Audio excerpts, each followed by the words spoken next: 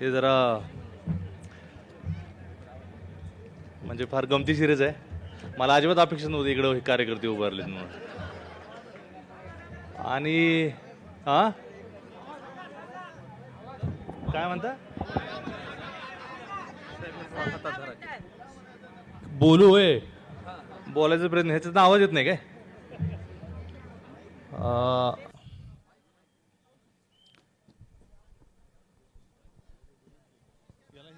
इकडे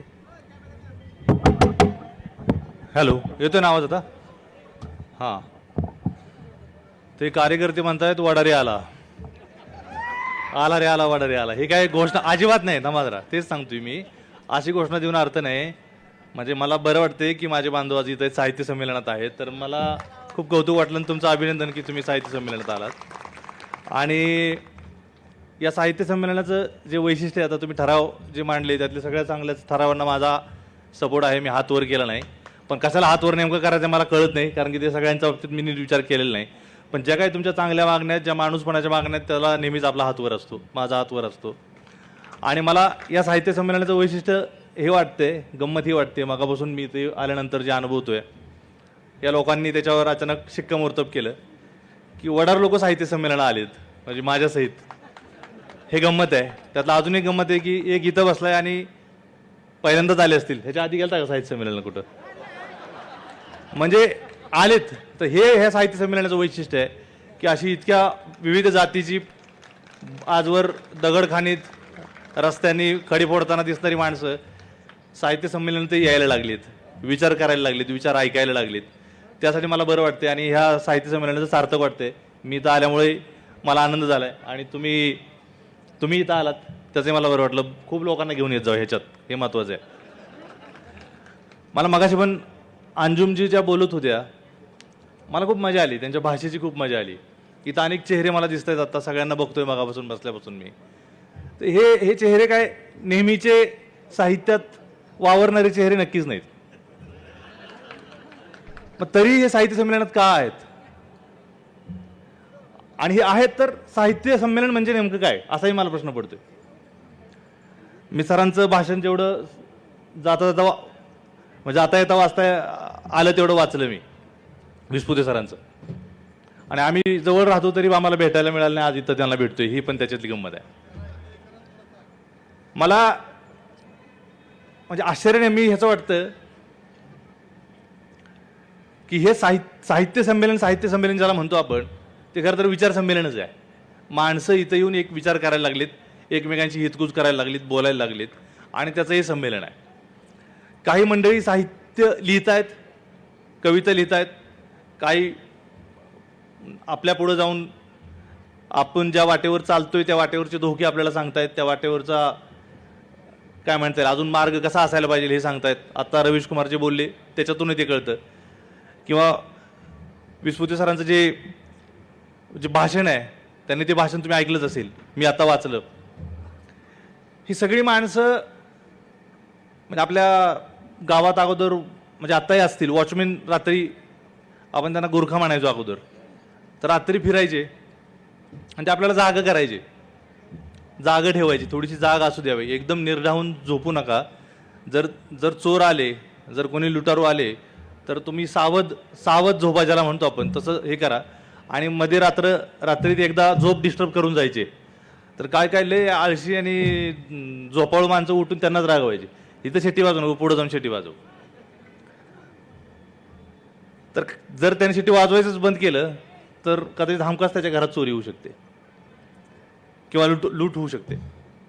तर मला वाटतं ही जी जागा करणारी माणसं आहेत इथं जी बसली आहेत, ही जागा करणारी माणसं आहेत. वेळोवेळी सतत शिट्टी वाजवून धोक्याची आगाऊ सूचना आपल्याला द्यायचा प्रयत्न करतात की एकदम गाढ झोपू नका, घर लुटू शकतो, तुमचा सगळा जो ऐवज आहे तो लुटला जाऊ शकतो. आणि हा जो कार्यक्रम आहे मला वाटतं तो जो जागरच आहे. आपण इथे येऊन स्वतःची एकदम निर्ढावलेपण आणि एकदम गाढ झोपेत आहोत का नाही हे चेक करायला आपण इथं आलोय. एकमेकांना आपण बोलतोय. मला माहिती बरेच जण वाचत नाहीत, मीही एक काळी अजिबातच कधीच वाचत नव्हतो आणि सगळ्यांचा वाचण्याशी संबंधित नाही. आता वाचन हे जरा परत अवघड प्रकरण आहे, कारण की आधी लिहिलं गेलं पाहिजे मनातून, ते चांगलं पाहिजे आणि ते पुस्तक आणलं तर वाचायचं, परत वाचणं म्हटलं की अरे काहीतरी थोरच आहे आणि कशाला वाचायचं, असा आपला हा आहे दृष्टिकोन आहे. पण वाचणं म्हणजे काय की कोणीतरी बोलतंय, कोणीतरी मनातलं सांगतंय, ते ऐकतोय. आपण अभंग म्हणजे साहित्य, आता चरण मगाशी तुकारामांचा अभंग गायला तर इथं सोपा होतो, पटकन आपल्याला येतो.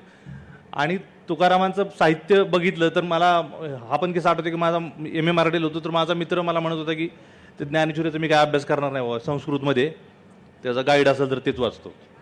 आणि माझा MA करणाऱ्या मित्राला ज्ञानेश्वरी संस्कृतमध्ये आहे असं वाटत होतं आणि असं बऱ्याच जणांना वाटत असणार आहे, पण ती मराठीत आहे आणि खूप साध्या गावठी भाषेतल्या मराठीत आहे, हे सुद्धा माहीत नव्हतं.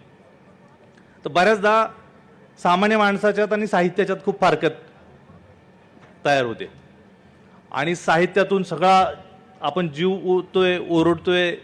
आता जे रवीश कुमार जितक्या पोटतिरकीनं बोलत आहेत, गणेश सरांचं मी मुद्देच वाचले आणि काय काय वाचत गेलोय. तर हे जे जागर आहे, हे जे हाक आहे की सावध असा, उठा, आपल्या हक्कांच्या बाबतीत, आपल्या गरजांच्या बाबतीत तुम्ही जर आवाज नाही दिला, तुम्ही जर मागणी नाही केली तर तुम्हाला हे मिळणार नाही. आणि कोणी झोपेत तुम्हाला काय आणून म्हणतो ना, दे रे हरी बाजल्यावरी, असं होणार नाही. तर तुम्हाला स्वतःचा हक्क मागून घ्यायला लागेल. आणि त्याच्यासाठी काय, त्याचे साहित्य लिहिलं जातं. कविता म्हणजे किंवा कादंबऱ्या आणि सगळं जे काही साहित्य आहे ते म्हणजे काय समाजापासूनचं वेगळं काहीतरी नाही. पण बऱ्याचदा असं होतं की साहित्य, कला ते सौंदर्याच्या कसोटीत उत्तम ठरण्याच्या नादात खूप क्लिष्ट होऊन बसते. ते इतकं रममान होते, इतकं नटतंय थटतंय की सामान्य माणसाला ते कळतच नाही, त्याला गृहीतच धरत नाही, त्याच्यापासून ती फारकतच घेते.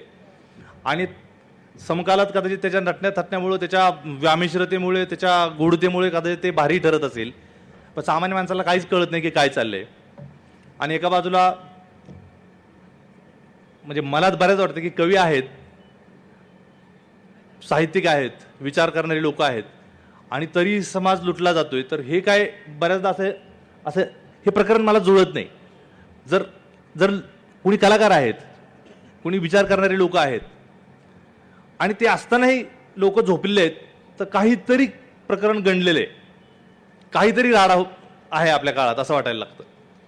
म्हणून मला वाटतं की हे दरी जितकी कमी होईल साहित्यिकाच्यातली, कलाकाराच्यातली, त्यांच्या कलेतली, म्हणजे फिल्म करण्याचा माझा हेतू असू द्या, लिखाणाचा कुठल्याही कवीचा हेतू असू द्या, एखाद्या तर ह्यांना कलाकारच म्हटलं पाहिजे. म्हणजे रवीश कुमारला बऱ्याचदा मी ऐकतो तर मला वाटतं की हा माणूस जास्त कलाकारच आहे. हा कलाकार या अर्थाने की हा खूप पोटतिडकीने एखादा कवी असावा, तितक्या पोटतिडकीने तो सांगत असतो, बोलत असतो. आणि हे गरजेचं आहे, हे ऐकणं खूप गरजेचं आहे. हे सामान्य माणसाच्यातला आणि या साहित्याच्यातला, कलेतला हे जे अंतर आहे ते कमी करणारा हे साहित्य संमेलन मला असं वाटतं. आणि ते आता इथं बघून मला जाणवलं. अंजुम ज्या मगाशी बोलत होत्या, त्यांची भाषा, त्यांनी म्हटलं की मनापासून, मनाच्या अगोदर म्हटले तहे दिल से, परत त्यांना वाटलं की आपण वेगळी भाषा बोलतो, मग परत म्हटले मनापासून स्वागत नागराजचं. मला फार भारी वाटलं की त्या या भाषेत बोलतायत.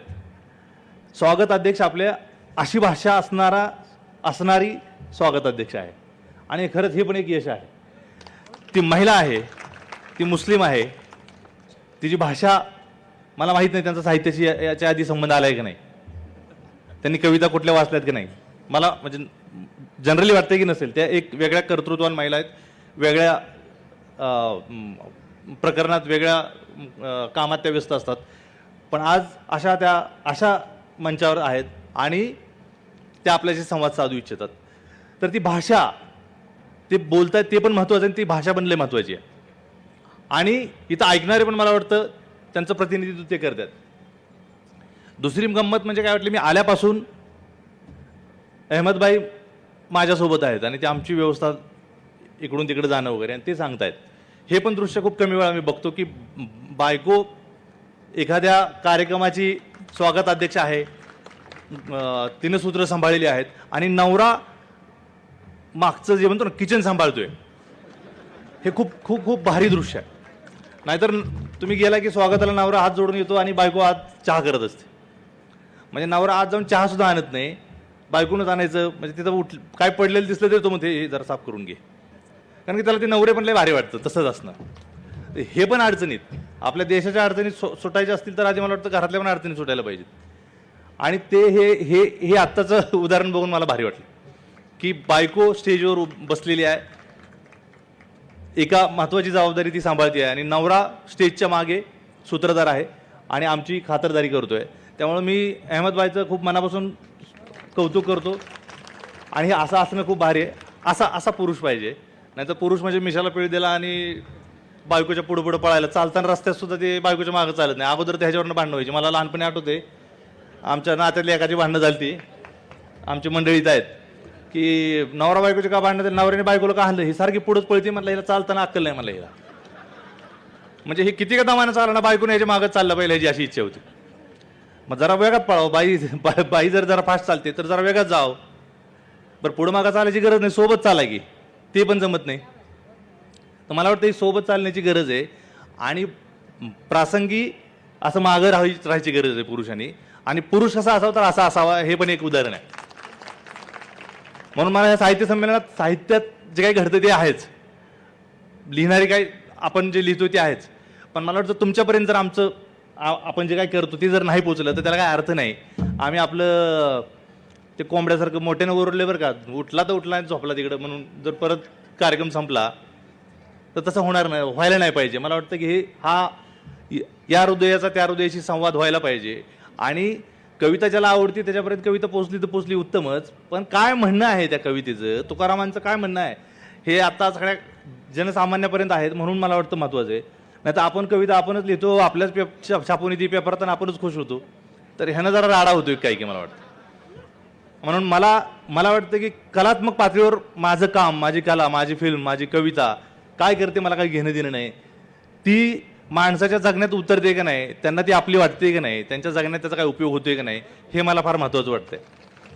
आणि मला हे असं साहित्य संमेलन किंवा असा विचार नेहमीच असं वाटतं की हे सामान्य लोकांचा विचार करायला पाहिजे, जगण्याचा विचार करायला पाहिजे. जगण्याचा विचार न करता कलात्मक मूल्यांचं काहीतरी परिमाणं लावायला मला कधी आवडलंच नाही आणि त्याला काय अर्थच नाही. ते किती थोर होतं ह्याला मला काय घेणं देणंच नाही जर ते माणसाच्या उपयोगाला आलं नाही, जगण्याला उपयोगाला नाही आलं. मला कधी कधी कवितेपेक्षा फ्रीज लय भारी वाटतो, कवितेपेक्षा वॉशिंग मशीन लय भारी वाटते. एखाद्या भारी कवितेपेक्षा वॉशिंग मशीन खरंच भारी वाटते, कारण की तिनं कपडे धुवायचं काम लय मोकळं केलंय. म्हणजे बायकांच्या हातून इतकं मोठं संकट हे केलंय. हे बल्ब ज्यांनी शोधले मला ते पण कविताच वाटते बऱ्याचदा. हे कवितेपेक्षा खतरनाक काम आहे हे. पण कला ही जगण्यात नाही उतरत तर त्याचा अर्थ नाही. इतक्या उपयोगाला आली पाहिजे की बॅटरीसारखी कविता माणसांनी त्यांच्या ह्या अंधारलेल्या जगात वापरायला पाहिजे तुमची. आणि मला वाटतं तुकारामांच्या ओळी तशाच आहेत की तुम्हाला सतत उजेड देत राहतात. तर तसं काहीतरी आपण लिहावं, तसं काहीतरी म्हणजे इतकं थोर लिहावं या अर्थानं म्हणत नाही, लोक उपयोगी लिहावं, आपलं किती चांगलं वाईट जाऊ द्या, पण मोठ्यानं जर हाक मारायची. आता एक कार्यकर्ते कोणतरी होते खूप जोरजोरात बोलत होते, मला वाटलं की आता काय भांडतायत काय की. पण आजच्या काळात विद्रोह म्हणजे विद्रोह नाही तर प्रेम करणं हाच विद्रोह आहे खरं तर. आणि आता भांडणं लय सोपं झालंय, रोजच भांडतायत लोक. आणि भांडण लागल्यावर एखादा शांत बसतो, हा विद्रोह आहे. आणि ह्याला ताकद लागते. नाही तर आरेला कार्य म्हणायला काही ताकद लागत नाही, नाही का. गुंड्या सोडून छाती काढून पुढे जाणं ह्याला काही ताकद लागत नाही. मला बऱ्याचदा वाटतं की आता मी प्रतिमाजींचं पण असं म्हणजे पहिल्यांदा हे ऐकलं, एक जोश आला की भारी वाटतं महिलेचं. पण मला बऱ्याच वाटतं की तुमच्या इतकं शांत पुरुषाने व्हायची गरज आहे. तुम्ही पुरुषांसारखे होऊच नका असं. कारण की महिला इतक्या त्या आता म्हणले की आम्ही सोसणारे आहेत. अंजुमताई आणि तुम्ही दोघींनी हे सगळी मदार सांभाळलेली आहे आणि त्या म्हटले की आम्हाला बायकांना माहिती कसं सोसायचं.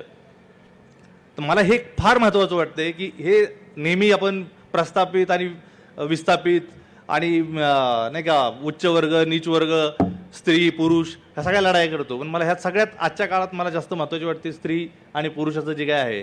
कारण की स्त्रीकडे तसे संयमाचे प्रेमाचे जास्त गुण आहेत, आत्ताही शिल्लक आहेत, बाकी आहेत. आणि पुरुषाच्या भांडणात क्वचित एखादी स्त्री तेवढ्याच हिरीने उतरते, नाहीतर ती त्याला समजून सांगत असते की कशाला भांडतो म्हणून. नाहीतर बऱ्याचदा पुरुषच कारभार करतो. आणि मी मागावर म्हटलोय भांडणाची खुमखुमी पुरुषाला असते, पण नाव परत बाईचं घ्यायचं हे जेव्हा भांडणं झाले म्हणून.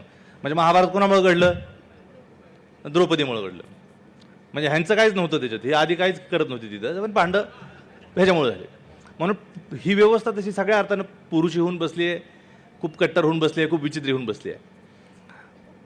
विस्पुते सरांनी एक त्यात मुद्दा लिहिला की आपण आपल्यावर सर्व्हिलन्स सुरू आहे, आपल्याला बघितलं जाते, सतत आपल्यावर वॉच ठेवला जातोय. तर मला हे सगळ्यांना माहिती की नाही काय की आपला मोबाईल आपला ऐकतो हे तुम्हाला माहिती का? तुम्हाला माहित म्हणजे बऱ्याच जणांना माहित असेल. आता जे बोलतोय ना आपण, तुम्ही जे बोलताय ते पण मोबाईल ऐकतोय. ऐकतोय म्हणजे ऐकतोय. तुम्ही गुगल सर्च करता ना, गुगल सर्च, ते गुगल सर्च करायची गरज नाही. तुम्ही गप्पा मारले की तुम्ही गुगल उघडले की पहिल्यांदा ते गुगल तुम्हाला दाखवते, कारण की तुम्ही आता बोलला होता मित्राशी. म्हणजे इतक्या प्रमाणात आपल्यावर देखरेख सुरू आहे. आता माणूस म्हणजे एक मोबाईल झालाय. मग त्या मोबाईलला ट्रॅक केलं की माणूस सापडला. आणि त्या मोबाईल म्हणजे आपल्याकडं जसं नळाची पाईपलाईन असते ना, आता हे कार्पोरेटर आहेत तुमच्या उदगीरमधून, जर इथून नळाची पाईपलाईन गेली सगळ्याच्या घरात, आणि मी जे मेन टाकी आहे त्याच्यात जर मिठाचं पोतं टाकून दिलं तर सगळ्याच्या पोटात मीठ जाणार. तसं मोबाईलच्या माध्यमातून मला वाटतं हे जे विष आहे हे सहज पेरू शकतो. एक व्हॉट्सअप, एक काहीतरी पोस्ट टाकले की पटकन सगळ्यांच्या डोक्यात जाऊन भिनते. आणि माणसं बिघडवणं, माणसांचे माथे भडकवणं एकदम सोपं झाले. आणि माणसं तेच म्हणते वाचायला, म्हणजे थेट तुकारामाशी माझा संबंध पाहिजे. आता इथं जे पुस्तकांची प्रदर्शनी आहे, तर माझी विनंती तुम्हाला की घ्या. काल पुस्तक दिन होता वाटतं, काल का परवा. आता हे पुस्तक दिन वगैरे कशाला करतो त्याचं पण काही गणित कळत नाही. इतके असतात, rose day, valentine day, father's day, mother day, सगळे डे आहेत. पण पुस्तक खूपच महत्त्वाचे. पुस्तक डे हा रोजच असायला पाहिजे असं मला वाटतं, की पुस्तकं वाचली पाहिजेत. आणि तुम्ही साहित्य संमेलन करताय, मी सगळ्यांना जाऊन, आत्ता मी मुंबईत खूप इम्प्रेस झालो. नवी मुंबईत एक स्मारक त्यांनी उभं केलं बाबासाहेबांच्या नावानं, आणि तिथं बाबासाहेबांचा पुतळा बिलकुल नाही आहे. म्हणजे बाबासाहेबांचं स्मारक आहे आणि बाबासाहेबांचा पुतळा नाही. हे पहिल्यांदा मला बघायला भेटलं आणि मला फार आनंद वाटला. नाहीतर पुतळा उभा करायचा, हात जोडायचे, निघून जायचं. आणि आपलं तेवढंच आहे, आपलं देणं काय लागतं तर हात जोडायचे, बाकीचा विचार काय करायची गरज आहे. बाबासाहेब जय भीम म्हणले की संपला विषय. काय आपण झालं, आपलं काम झालं. पण जय भीम म्हणताना किती जबाबदारी येते ते पण लय महत्त्वाचं आहे. आपण बाबासाहेबांचं जेव्हा नाव सांगतो तेव्हा मला वाटतं की प्रेमाचा वारसा आपल्याकडे आहे. बुद्धांचं जेव्हा नाव सांगतो तेव्हा करुणेचा वारसा आपल्याकडे आहे. आणि जो अत्यंत कारुण्यपूर्ण माणूस आहे, करुणेनं वागतो, त्यानं स्वतःला बुद्ध म्हणून घ्यावं. त्यानं शिवाजी महाराजांचं नाव घ्यावं की ज्यानं प्रजेची काळजी करता येईल. पण आता तसं आपण राहत नाही. आपण आपल्याच मार्गाने जातो, पण आपल्याला सोयीसाठी सगळे महापुरुषांचे फोटो लागतात. मला ह्याची फार म्हणजे बऱ्याचदा चिंता वाटते आणि खंतही वाटते. पण आनंद असा वाटतो की आत्ताही लोक साहित्य संमेलनाला जमतायत. हे मला असं वाटलं नव्हतं. नाहीतर ऑनलाईन सगळेच म्हणले असते तुम्ही करा, व्हॉट्सअपला पाठवून द्या, आम्ही बघतो. पण तुम्ही इथं आलायत म्हणजे काहीतरी तुम्हाला, काहीतरी मला माहीत नाही, काहीतरी गोष्ट असेल की तुम्हाला इथं घेऊन आली आहे. कुठलंही साहित्य संमेलन असेल. आणि उदगीरमध्ये तर आता 2-2 साहित्य संमेलन होत आहेत. तर मला वाटतं खूप मोठा म्हणजे अचानक महापूर आला आहे पुस्तकांचा, विचारांचा, ह्याचा. तर हे जितकं शक्य आहे तितकं भरायला पाहिजे. चांगलं वाईट स्वतःला कळायला पाहिजे. विवेकाचा काहीतरी एक पायाभरणी आपली आपण करायला पाहिजे. आणि मला बऱ्याचदा होतं की अगोदर होतो, जरा लहान होतो त्यावेळेस काय सगळं एवढीच खुमखुमी होती की चला काय झालं, कोण मला काय बोललं की चल रे जरा बघून येऊ, मारायला जाऊ त्याला. आणि मग आपल्या जवळची जातीतली मित्र वगैरे घेऊन जायचं आणि मारायचं.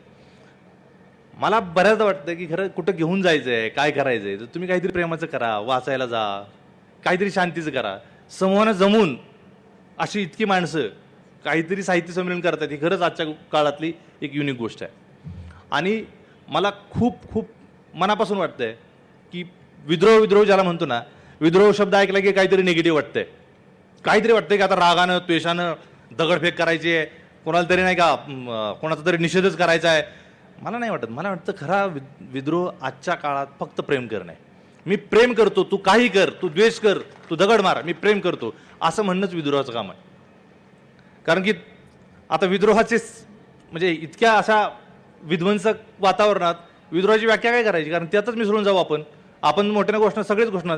मी कधीतरी ऐकलं होतं कुठल्या तरी पुराणात की एका राजाच्या विरोधात मोर्चा काढला होता, तर तो राजाच त्याच्या विरोधात होता. तर तसं आज तुम्हालाच कळत नाही की तुम्ही कुठल्या बाजूने हे करायचं. आणि आज म्हणजे खूप संभ्रम निर्माण झाला. मला एक कविता आठवते, विनोद कुमार शुक्ल की ह्यांची असावी कदाचित, नरेश सक्सेना माझा फार आवडता कवी आहे. आणि नरेश सक्सेना असं नाव आहे कवीचं. आता उजेड आहे ना, मग अशी लाईट जात होती, उजेड येत होता आणि आपल्याला दिसायचं अचानक बंद झालं. लाल रोशनी न होने का अंधेरा नीली रोशनी न होने के अंधेरे से अलग होता है. लाल रोशनी न होने का अंधेरा नीली रोशनी न होने के अंधेरे से अलग होता है, इसी तरह अंधेरा अंधेरे से अलग होता है. अंधार पण एक नसतो. अंधेरे को दोस्त बना लेना आसान है. अंधेरे को दोस्त बना लेना आसान है, उसे अपने पक्ष में भी किया जा सकता है, सिर्फ उस पर भरोसा नहीं किया जा सकता. भरोसा रोशनी पर तो हरगिज नहीं. अंधारावर नाही ठेवू शकत, पण उजेडावर तर अजिबात नाही. भरोसा रोशनी पर तो हरगिज नहीं, हरी चीजें लाल रोशनी में काली नजर आती हैं. भरोसा रोशनी पर तो हरगिज नहीं, हरी चीजें लाल रोशनी में काली नजर आती हैं. दरअसल चीजें खुद कुछ कम शातिर नहीं होती. दरअसल हे सगळं सायन्स है. दरअसल चीजें खुद कुछ कम शातिर नहीं होती, वे उन रंगों की नहीं दिखती जिन्हें वो सौंख लेती है, बल्कि उन रंगों की दिखती है जिन्हें लौटा रही होती है. वे हमेशा अपने अस्वीकृति का रंग दिखाती हैं. औरों की क्या कहूं, औरों की क्या कहूं, मेरी बाईं आंख ही देखती है कुछ और, दाईं कुछ और देखती है. बायां पांव जाता है कहीं और, दायां कहीं और जाता है. पास आओ दोस्त, अलग करे सन्नाटे को सन्नाटे से, अंधेरे को अंधेरे से और नरेश को नरेश से. हे माणसातून, आपल्याच माणसातून एक आपला माणूस वेगळा करायला पाहिजे असं त्याचं म्हणणं आहे. मला ही कविता जेव्हा वाचली, मग कविता का, साहित्य का, मग तुकाराम जेव्हा म्हणतो ना की कोडी याचे गोरेपण तैसे अहंकारी म्हण, हे एक वाचल्यावरच कळते की अहंकार करायचंच नाही. हे खूप मनात पक्क होतं. म्हणून तुकारामांसारखा माणूस पाहिजे आपल्याला सांगायला, समजून. आपलं कळत नाही ना, आजी आजोबा सांगतात की यार असं नको करू, पण आपटल्यावर 2-4 वेळा मग कळते की म्हातारी म्हणतो ती खरे. हे आपले आजी आजोबाच आहेत. हे ज्यांनी काही ह्या म्हणजे आपल्या मानव मुक्तीसाठी, माणसांच्या कल्याणासाठी जे लिहून ठेवलंय ते आपण ऐकत नाही बऱ्याचदा. का वाचायचं ते खरंच खूप सोपं आहे, पण उगीच क्लिष्ट करून ठेवलं. वाचणं म्हणजे लई थोर आहे, म्हणजे वाचतो मी वगैरे. माझा एक मित्र होता, तो वाचत नव्हता आणि पुस्तक घेऊन फिरायचा, कारण की जरा इंटेलेक्च्युअल वाटतं म्हणून. तर हे इंटेलेक्च्युअल वाटतं म्हणून पुस्तक वाचायची गरज नाही. पुस्तक वाचायचे कारण की थेट संबंध झाला पाहिजे. बाबासाहेबांनी लिहिलंय ना, तुम्ही जर बाबासाहेबांचं वाचायला लागला तर बाबासाहेब थेट तुमच्याशी बोलतायत. थेट, त्यात कुणीच नको, मध्ये नको, विपर्यास करणारा माणूस नको. तुकाराम थेट तुमच्याशी बोलतायत. शिवाजी महाराजांची पत्र आहेत, तत्कालीन जितका हे आहे विपर्यास सगळ्याच होऊ शकतो, कोणाचाही होऊ शकतो. म्हणून तुम्ही वाचलं पाहिजे. आणि आपल्याला असते ना की आपल्याला माहीत नाही.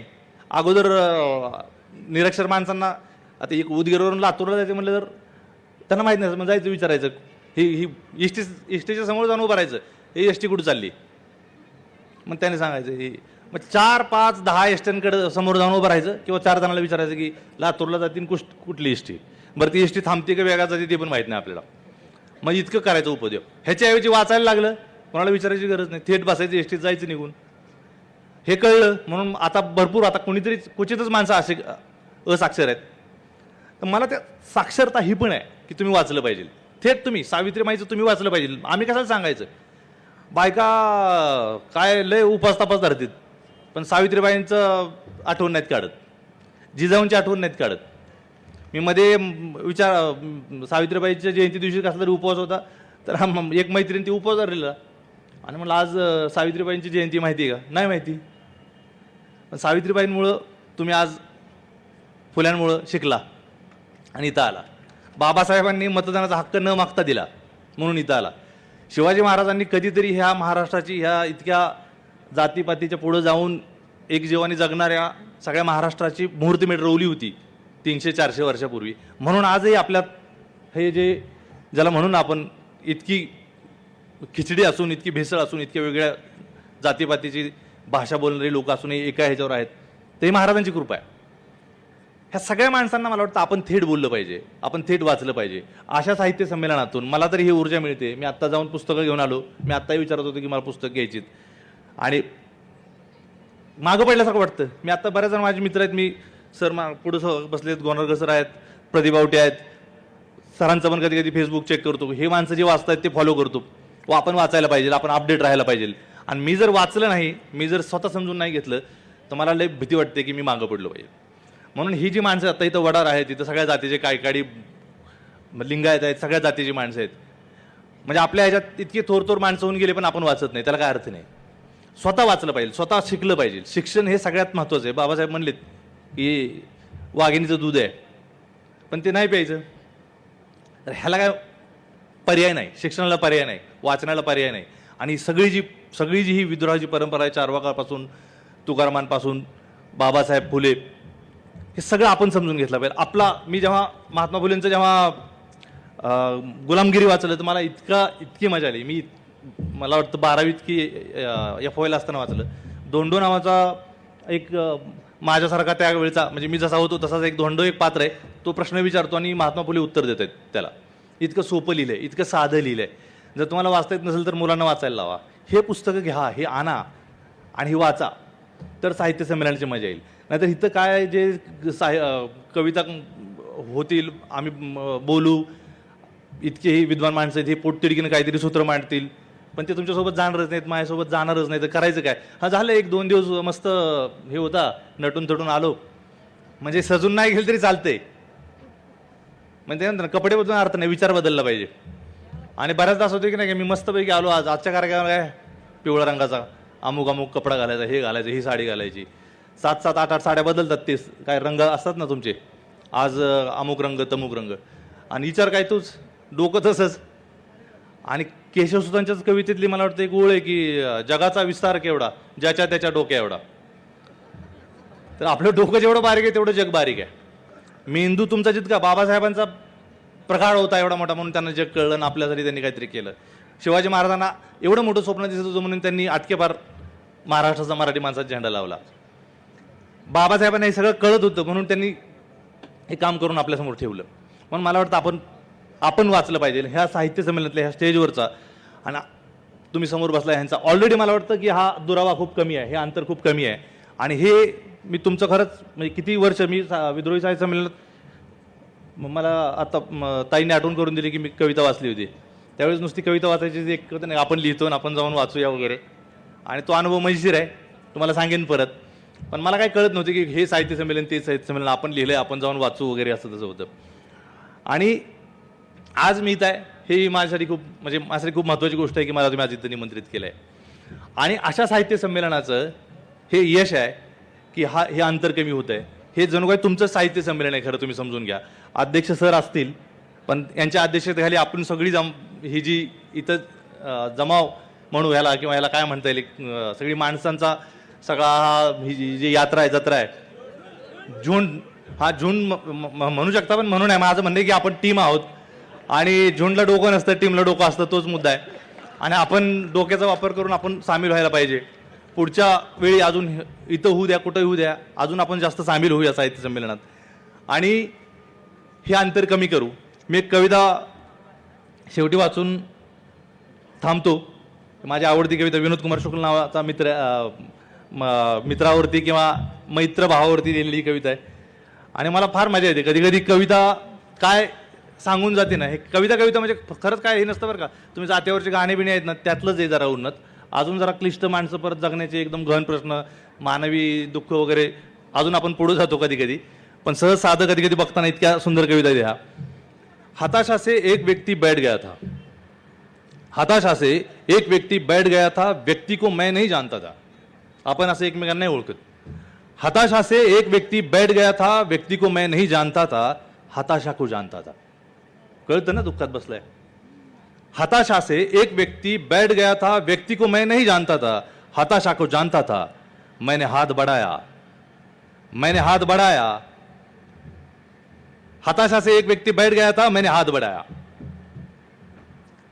मैं उस व्यक्ति के पास गया, मैंने हाथ बढ़ाया, मेरा हाथ पकड़कर वह खड़ा हुआ. वह मुझे नहीं जानता था, वह मुझे नहीं जानता था, मेरे हाथ बढ़ाने को जानता था, मेरे हाथ बढ़ाने को जानता था. हम दोनों साथ चले, दोनों एक दूसरे को जानते नहीं थे. हम दोनों साथ चले, दोनों एक दूसरे को नहीं जानते थे, साथ चलने को जानते थे, साथ चलने को जानते थे. काय गरज नाही की तुम्ही कोण आहात, तुमची जात कुठली आहे, पात कुठली आहे, पण एकमेकांच्या हाताशी कळायला पाहिजे, एकमेकांचं दुःख कळायला पाहिजे. आणि तेवढ्या दुःखानं जरी एकमेकाला हात दिला तरी बरं आहे. एकमेकांच्या घरावर दगडफेक करण्याच्या ऐवजी मोडलेलं घर एकमेकांचं मिळून बांधलं तर आपण लय लवकर ह्या दुःखातून, ह्या विचित्र ह्याच्यातून मुक्त होऊ.